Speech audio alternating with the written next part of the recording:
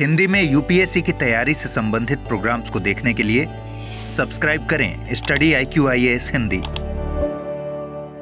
नमस्कार, बहुत बहुत स्वागत है आप सभी का स्टडी IQ IAS हिंदी में। मेरा नाम है अतुल जैन। आजकल का ये जो वर्ष चल रहा है और ये जो समय चल रहा है, पिछला 1-1.5 साल, हम सभी जानते हैं कि ये दुनिया भर में युद्धों का साल चल रहा है। मतलब कहां पर किस कारण से युद्ध हो जा रहा है, इसके पहले कि एक युद्ध समाप्त हो दूसरा शुरू हो जा रहा है, दूसरा समाप्त हो हम तीसरे की कगार पे आ जा रहे हैं। भाई आप देख रहे हैं पिछले कितने वर्षों से तो मैं आपको अब रूस और यूक्रेन के बारे में पढ़ा रहा था, उसके बाद अचानक से इजराइल और ये हमास का युद्ध शुरू हो गया गाजा में, उसके बाद इजराइल और ईरान का युद्ध लगभग शुरू ही हो गया। चीन और ताइवान का युद्ध भी जो है वो मेरे ख्याल से मतलब नजर में तो है ही कि हो सकता है कभी ना कभी। तो ये युद्धों का जो समय है, अगर आपको ऐसा लगता है कि इन युद्धों का विस्तार जो है वो केवल पृथ्वी तक है, तो ये आपको गलत लगता है। मानव जाति जो है वो इन युद्धों को अंतरिक्ष तक भी लेकर जाने की पूरी तैयारी में है। तो ऐसा हुआ क्या है कि अंतरिक्ष में इस प्रकार की कोई हरकत ना हो, यानी कि कोई देश जो है अंतरिक्ष में परमाणु हथियार ना तैनात कर दे, इसके खिलाफ यूएन के सिक्योरिटी काउंसिल में, सुरक्षा परिषद में एक प्रस्ताव लाया गया और बहुत ही अजीबोगरीब तरीके से, बहुत ही आश्चर्यजनक तरीके से, बिना कोई खास कारण बताए रूस ने उसको वीटो कर दिया। तो आज के इस सेशन में अगले 5, 7, 10 मिनट में ज्यादा से ज्यादा हम लोग चर्चा करेंगे कि भाई ये प्रस्ताव क्या था, इसकी महत्ता क्या है और रूस के इसको वीटो करने की इंपॉर्टेंस क्या है, इसको हम एक बार समझेंगे। और बस इतनी सी ही बात हमको करनी है। लेकिन ये शुरू करने के पहले मैं आपको एक बार बता दूं कि भाई आज है 25 तारीख और कल है 26, यानी कि कल सुबह सुबह 8 बजे से हमारा P2I बैच जो है वो शुरू हो रहा है। तो आपको एजे लाइव कोड लगा के उससे जुड़ना है 29,999 रुपए में।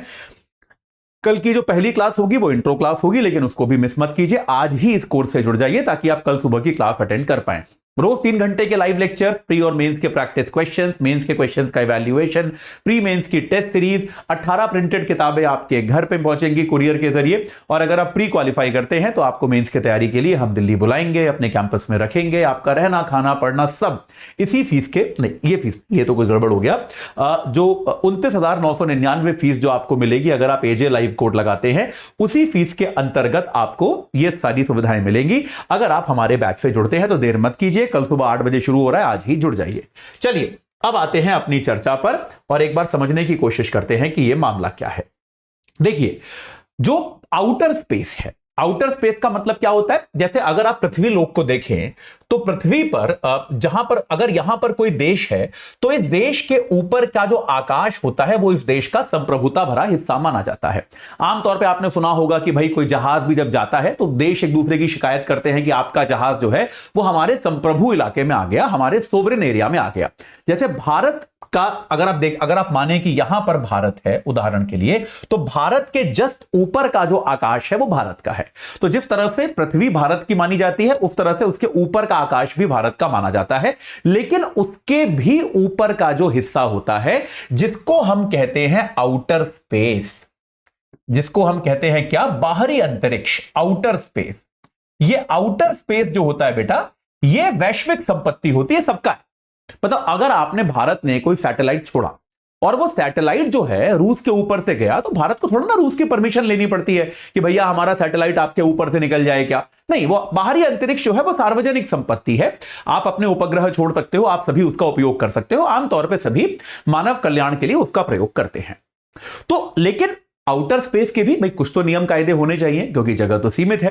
तो एक इंपॉर्टेंट कायदा जो माना जाता है वो ये है कि यार बाहरी अंतरिक्ष में आप किसी प्रकार के वेपन मत लगाओ, किसी भी प्रकार का जो अस्त्र शस्त्र है, किसी भी प्रकार का कोई अस्त्र इत्यादि आप बाहरी अंतरिक्ष में मत लगाओ। ये एक तरह से हम कह सकते हैं कि सर्वसम्मत एक कंसेंसस इसको माना जाता है कि दुनिया के सभी देशों में इस बात को लेकर कंसेंसस है।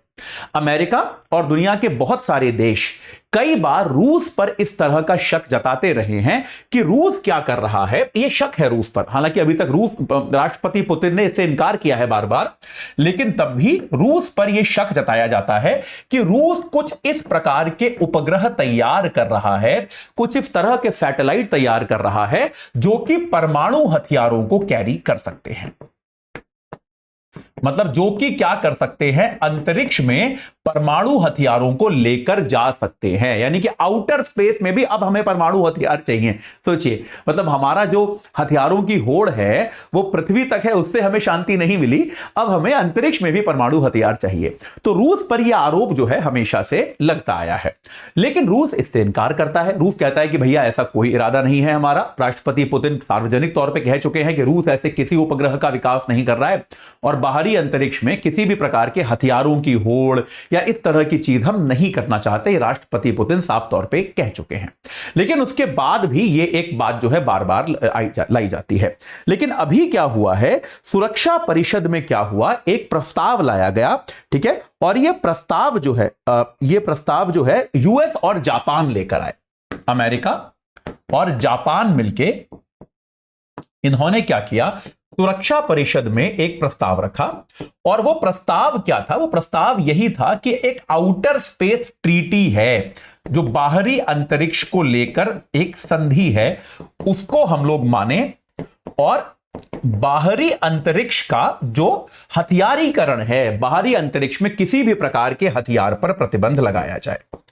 तो ये संधि ये कहती थी कि बाहरी अंतरिक्ष में किसी भी प्रकार का हथियार और खास तौर पे नाभिकीय हथियार जो है उस पर पूरी तरह से प्रतिबंध होना चाहिए। क्योंकि याद रखिए, देखिए, बाहरी अंतरिक्ष में एक सवाल आपके दिमाग में आ रहा होगा, उसको मैं एड्रेस करूंगा कि बाहरी अंतरिक्ष में हथियार लगाने का पॉइंट क्या है, बाहरी अंतरिक्ष में कौन है यार, अभी बताऊंगा उसका उत्तर। लेकिन प्रपोजल ये था कि यार अंतरिक्ष जो है वो सबका है, वो सार्वजनिक संपत्ति है, तो उसमें हमें किसी भी तरीके से ये हथियारों की होड़, हथियारों का ये जो पूरा विवाद है ये नहीं करना चाहिए। हमको उसे अपने हथियारों की ये जो भूख है इससे आजाद रखना चाहिए। ये अपने आप में इंपॉर्टेंट बात थी। सुनने में ऐसा लगता है कि इस प्रस्ताव में कोई दिक्कत है नहीं, प्रस्ताव पास हो जाना चाहिए था, लेकिन इस प्रस्ताव को रूस ने क्या कर दिया, वीटो कर दिया। पिछले दिनों वीटो पावर के बारे में आपको मैंने बताया था। तो भाई वीटो पावर क्या है, सुरक्षा परिषद में 15 सदस्य होते हैं, लेकिन 5 जो परमानेंट सदस्य हैं उनके पास वीटो पावर है।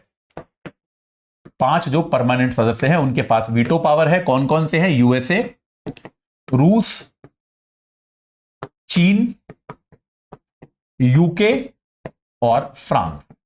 ये 5 जो है स्थायी सदस्य माने जाते हैं और इन 5 देशों के पास वीटो की शक्ति है, जिसका बहुत विरोध होता आया है। यह कहा जाता है कि भाई ऐसा क्यों है कि केवल इन 5 में से कोई एक देश भी अगर सहमत नहीं है तो प्रस्ताव अपने आप खत्म हो जाता है। खैर, वो सुरक्षा परिषद में सुधार क्या करने चाहिए, वीटो की पावर को कैसे खत्म करना चाहिए, वो एक अलग चर्चा है।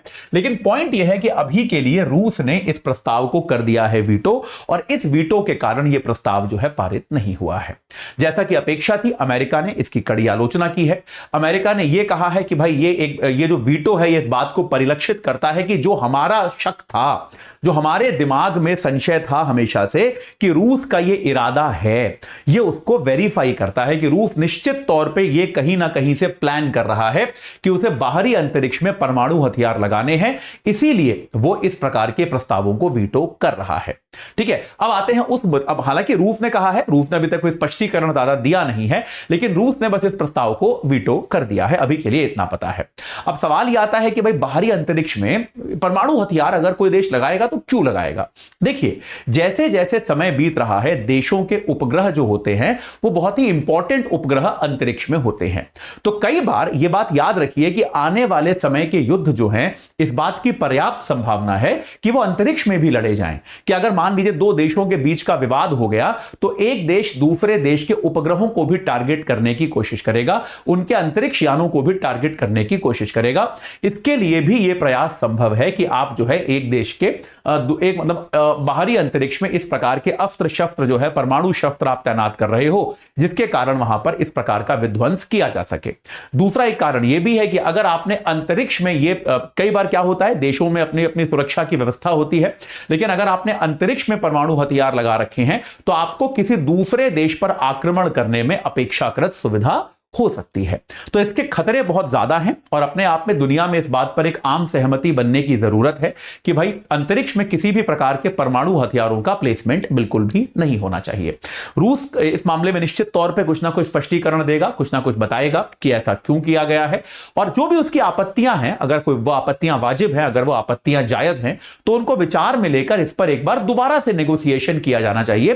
क्योंकि यार इसमें मानवता का हित छुपा हुआ है, इसमें पूरी मानवता का भविष्य टिका हुआ है, इसको हम इतनी आसानी से छोड़ नहीं सकते। ये बहुत इंपॉर्टेंट मुद्दा है। ठीक है, चलिए तो अभी के लिए इतना ही। एक बार जो है एक बार जल्दी से आपको दोबारा से बता दूं कि कल सुबह 8 बजे से हमारा P2I बैच शुरू हो रहा है। एजे लाइव कोड लगाना है, 29,999 में जुड़ना है। सुबह 8 बजे वाला बैच है, रोज 3 घंटे की live class, mentorship, daily practice questions, pre और मेंस दोनों के, मेंस के क्वेश्चंस का daily evaluation, test series, 18 printed किताबें आपके घर पे, और अगर आप प्री क्वालिफाई करते हैं तो दिल्ली बुलाकर आपका रहना, खाना, पढ़ना सब इसी फीस के अंदर इंक्लूडेड होगा। ये सब आपको मिलेगा अगर आप एजे लाइव कोड लगा के इस बैच से आज के आज जुड़ जाते हैं। चलिए, इस चर्चा से जुड़ने के लिए आप सभी का बहुत बहुत धन्यवाद। हिंदी में यूपीएससी की तैयारी से संबंधित प्रोग्राम्स को देखने के लिए सब्सक्राइब करें स्टडी IQ IAS हिंदी।